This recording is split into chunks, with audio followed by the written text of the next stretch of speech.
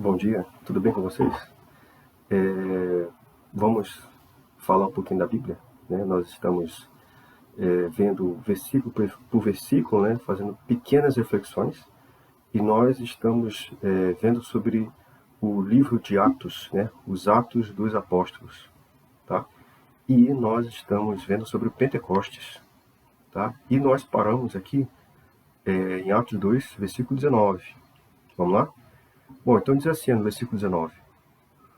E farei aparecer prodígios em cima no céu e sinais embaixo na terra, sangue, fogo e vapor de fumo.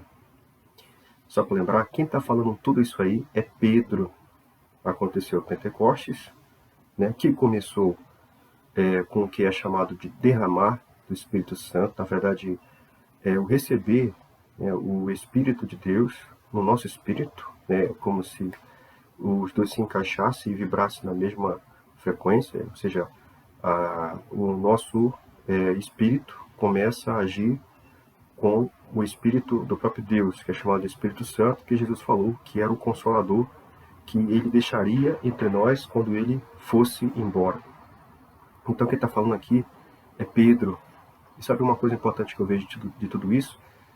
É que a mensagem de Jesus e a mensagem posterior a ele, né, ou seja, depois que ele ressuscitou, é que é a mesma, é sobre o reino celestial, é sobre a importância do amor, né, realmente de quem é Deus, falar realmente de quem é Deus, e também sobre o que vai acontecer no final dos tempos.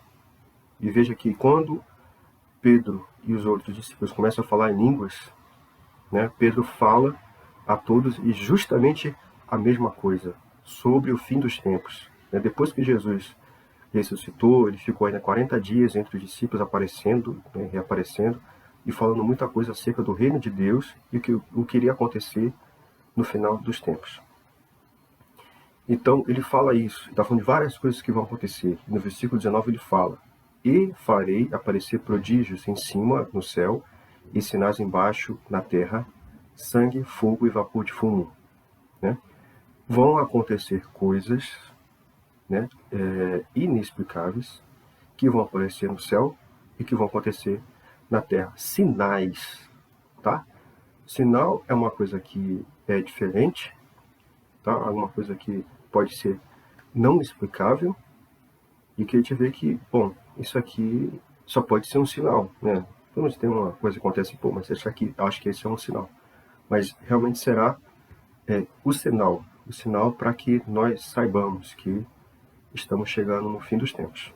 Tá? É um tema meio difícil, né? Mas para quem é cristão deve pensar nisso, tá? Deve pensar, principalmente, se for, o que eu vou fazer, né? Se você for também pensar, quantos filmes, né, a Hollywood já fez, né, acerca de fim dos tempos? Muitos, né?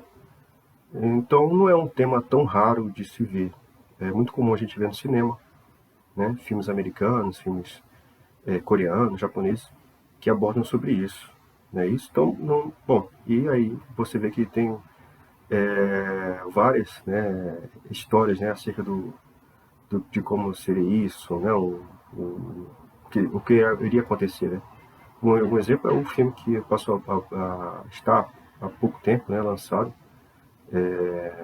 que é Depois de Nós. E vocês depois quiserem pesquisar, e o filme chama-se Depois de Nós.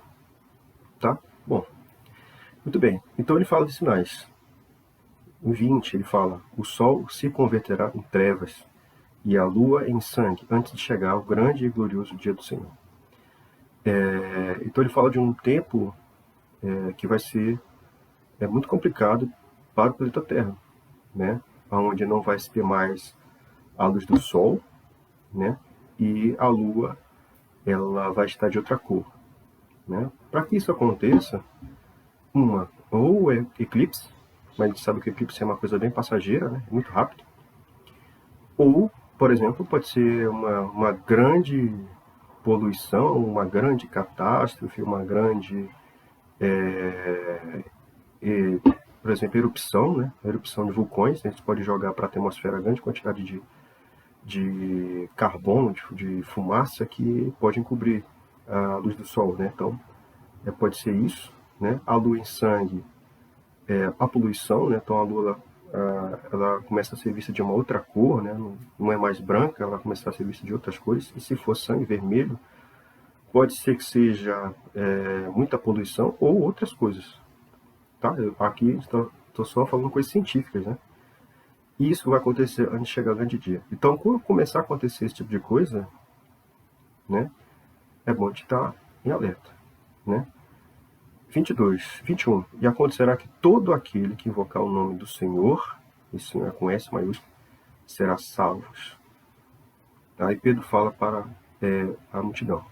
22. Homens israelitas, escutai essas palavras a Jesus Nazareno, homem aprovado por Deus, entre vós com maravilhas, prodígios e sinais, né? Os milagres, tudo mais que ele fez. Ele fez parar a tempestade, ressuscitou mortos, curou cegos, doentes, né? Que Deus, por ele, fez no meio de vós, como vós mesmos bem sabeis, porque ali foi muito próximo da morte dele, tá? Então, para você que é cristão, né? Eu sempre falo isso porque é aquele que acredita em Cristo, né? Cristão significa pequeno Cristo, né? Existem várias religiões, né? E como cristão a gente não pode dizer que só é salvo, tal, e esse tipo de coisa, quem acredita em Jesus, né? Mas o importante é que a pessoa precisa entender que existe uma vida após a morte, existe, né? E essa vida depende do que você faz aqui na Terra. Ela existe, ela continua. Como eu falei, nós somos corpo, alma e espírito, tá? O corpo é o físico, é o mais fácil de entender. A alma vamos dizer assim, é o que move o corpo, né? Sentimentos, tudo mais, aquela parte meio abstrata, e o espírito, que é um ser que não tem matéria, que não depende da nossa vida, né? Ela simplesmente já existiu, né? Ela está em nós e depois que morremos ela continuará. Aonde? Eu não sei, né? Mas temos um convite, o convite de um ser que, como ele mesmo dizia, que não era desse mundo, ele era de um outro mundo, né? E ele dizia que aquele que cresce nele, cresce no que ele falava, né? Ele iria preparar um lugar e que nós estaríamos com ele aonde ele estivesse. Essa é a minha esperança e isso eu espero que seja a sua esperança também. Então, deixo isso com vocês aqui. Um abraço.